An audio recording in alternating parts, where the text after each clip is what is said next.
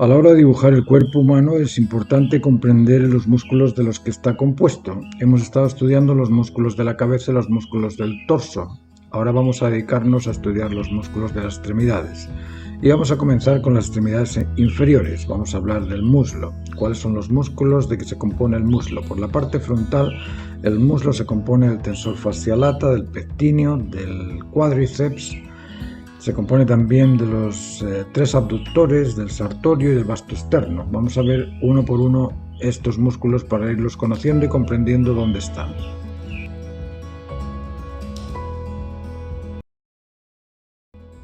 Los músculos del muslo frontal son el cuádriceps femoral, que es el más voluminoso, se denomina cuádriceps debido a que tiene 4 cabezas musculares. Se encuentra en la cara anterior del fémur y está compuesto por el músculo recto femoral o recto anterior, el vasto medial o vasto interno, el vasto lateral o vasto externo y el vasto intermedio o crural. Os aconsejo que vayáis tomando apuntes de estos músculos, de estos nombres, que comprendáis dónde están y si los podéis ir dibujando a la par, mejor para poderlos memorizar. El músculo sartorio es el músculo más largo y fusiforme del organismo. Se origina en la espina ilíaca anterosuperior. Desde ahí toma una trayectoria curvilínea. Se inserta en la cara interna del platillo tibial interno. Su trayectoria final tiene forma de gancho o anzuelo y su tendón, junto con los de los músculos recto interno y semitendinoso, forman la pata de ganso superficial.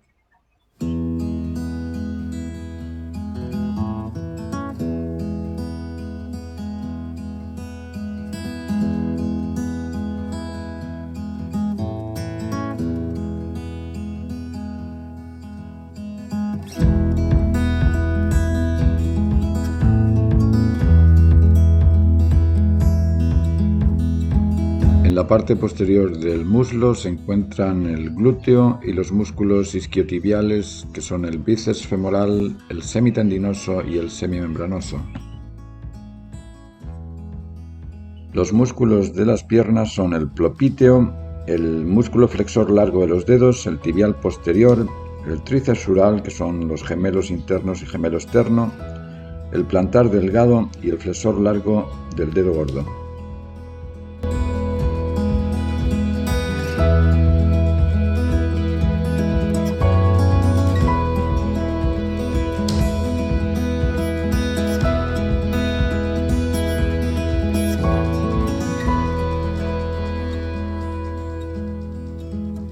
Hemos analizado aquí los músculos de las extremidades inferiores, sabemos los nombres, sabemos dónde están, ahora debemos comprender cómo aplicarlos a las figuras cuando nosotros hagamos una figura humana de memoria.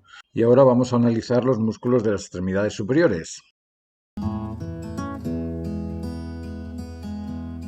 Los músculos del brazo que a nosotros nos interesa descubrir y conocer son muy pocos, son simplemente los externos, son el deltoides, el bíceps, el tríceps, el vasto externo, el braquial, el bracorradial, los flexores y extensores de la mano, solamente esos, que son los que observamos al dibujar una figura.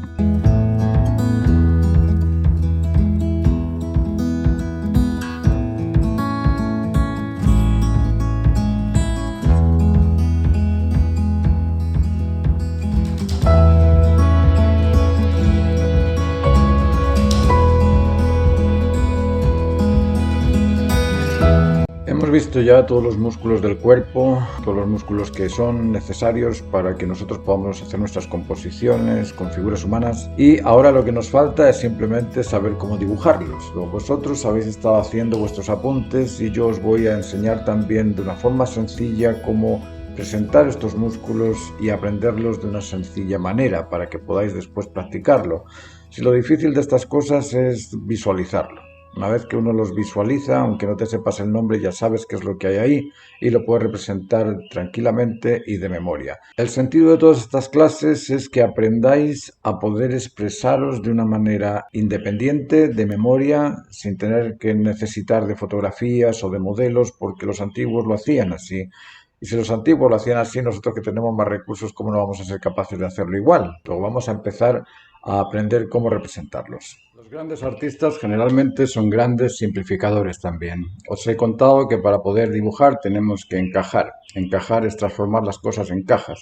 Cuando hacemos el brazo tenemos que simplificarlo también. Os he explicado que para hacer el torso tenemos que hacer un rectángulo, debajo del rectángulo un trapecio invertido, después un trapecio vertical y finalmente un cuadrado. Y con eso construimos el torso. Vamos a construir el brazo también de una forma sencilla. ¿Qué es lo que tenemos que hacer para el brazo? Un pequeño círculo arriba, debajo de ese círculo hacemos un prisma, un cilindro, el cilindro es para esa parte del brazo y después hacemos simplemente un cono sencillo. Y de esta forma tenemos el brazo ya estructurado. ¿Qué es lo que tenemos acá? Aquí tenemos el deltoides. El deltoides es un músculo que se inserta entre el bíceps, que estaría delante, y el tríceps, que estaría detrás. Esos son los dos músculos que se notan a la hora de ver el brazo. Después tenemos aquí una inflamación del brazo. Esa inflamación es el músculo más grueso que tenemos en el brazo, que se llama bracorradial. Ese bracorradial va a ser el más intenso, el más grueso, y debajo de ese bracorradial existen otros músculos que son casi tendones, que son flexores, extensores de los dedos, extensores de la mano. De esta manera tenemos el brazo construido. Habéis visto lo fácil que es hacer un brazo. Es un brazo de lado, de frente podríamos hacerlo similar. Hacemos también, aquí lo tenemos dibujado de frente. Aquí tenemos el deltoides, tenemos el pectoral que se une con bajo el deltoides, tenemos el bíceps. Bíceps son dos músculos, bíceps braquial hacia un lado, bíceps braquial hacia el otro, el tríceps que aparecería por detrás. Y aquí tenemos también el bracorradial, que es ese músculo grueso que os digo, es el más notorio, y el palmar, los flexores, extensores de los dedos que tenemos acá. De esa manera podemos hacer los músculos del brazo de una forma muy sencilla. Vamos a ir ahora a ver cómo son los músculos de las piernas. Para hacer el muslo de una forma sencilla y simple vamos a dibujar dos lágrimas. Una lágrima hacia abajo con esta forma y otra lágrima abierta hacia arriba con esa forma. En el centro de esta lágrima hacia arriba vamos a dividirlo en 4. Aquí tenemos la división hecha ya en 1, 2, 3, 4 porciones. La primera porción es para el músculo psoasiliaco. El psoasiliaco está ahí arriba del muslo. Después tenemos el pectíneo, que es el segundo, el abductor, que es el tercero, y el recto interno, que es el cuarto.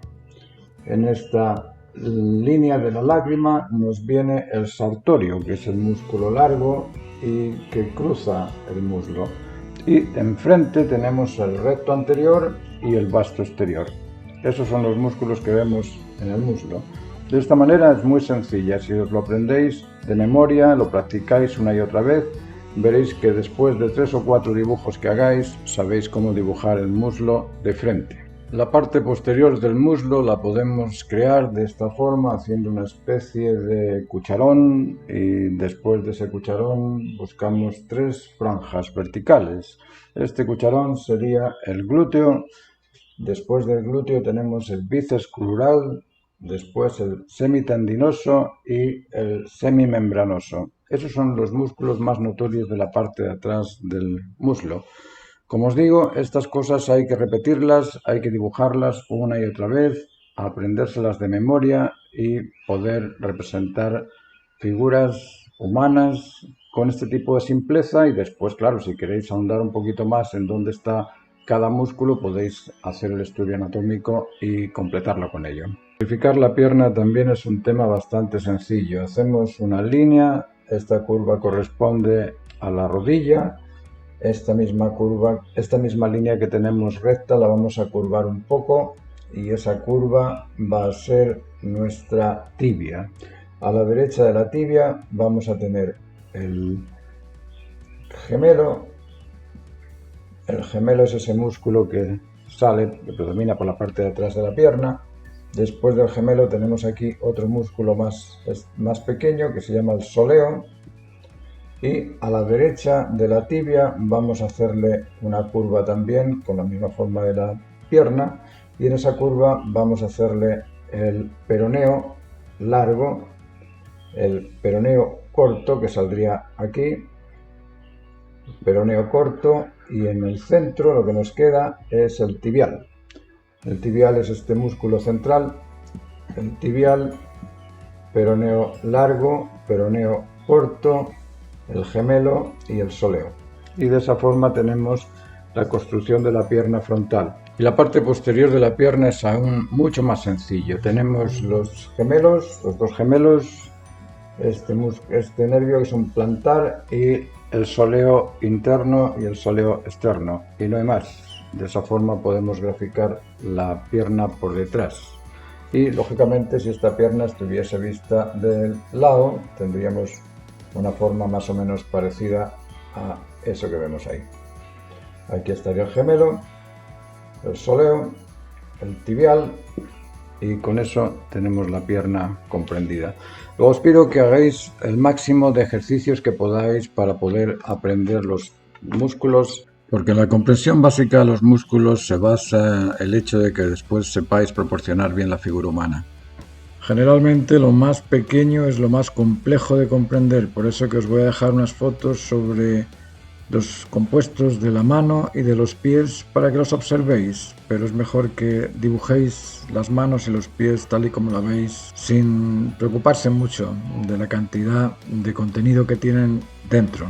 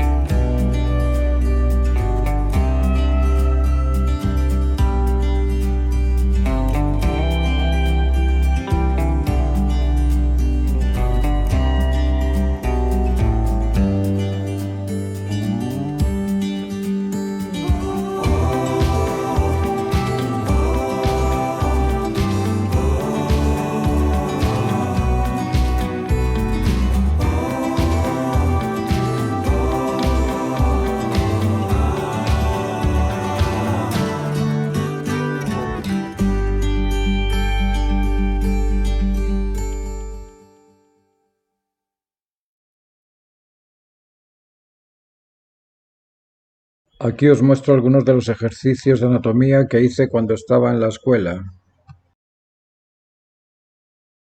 Observen la elegancia de los movimientos de la anatomía de un caballo, igual que los movimientos de la anatomía del jinete. Es decir, si observamos la figura humana en su conjunto, nos admiramos de la belleza de sus movimientos, del equilibrio de sus diferencias y de todos esos aspectos que en ocasiones solamente los artistas lo notan y solamente unos pocos los pueden representar de una forma fidedigna en un cuadro o en una pintura o en un dibujo. Y aquí termina la clase de hoy. Espero que haya sido amena, que os haya sido de interés y que os sirva para poder comprender mejor la figura humana. Lo que hemos estudiado hasta ahora es muy importante conocerlo, pero es más importante realizarlo. Yo os invito a las clases presenciales, a las clases online que tenemos de forma particular y personalizada, para que estas cosas vayan siendo mucho más profundizadas y mucho mejor comprendidas y más analizadas todavía. Así es que os dejo. Muchas gracias y os veo en la próxima clase. Bueno, hasta aquí llegamos. ¿Cómo fue la clase? ¿Cómo son tus clases? Tus clases son magistrales. Me explico. Por internet hay cientos y cientos de cursos en que distintos profesores te enseñan a dibujar o a pintar. Y sí, satisfacen tus inquietudes del arte cuando lo ves como una actividad de ocio, por decirlo de alguna manera, ¿no? Pero cuando lo quieres subir de nivel y ver el arte como una actividad emocional y vivirlo, ahí no sirven los profesores ni la mayoría de cursos. Ahí necesitas un maestro. Por eso tus clases son magistrales. Adiós.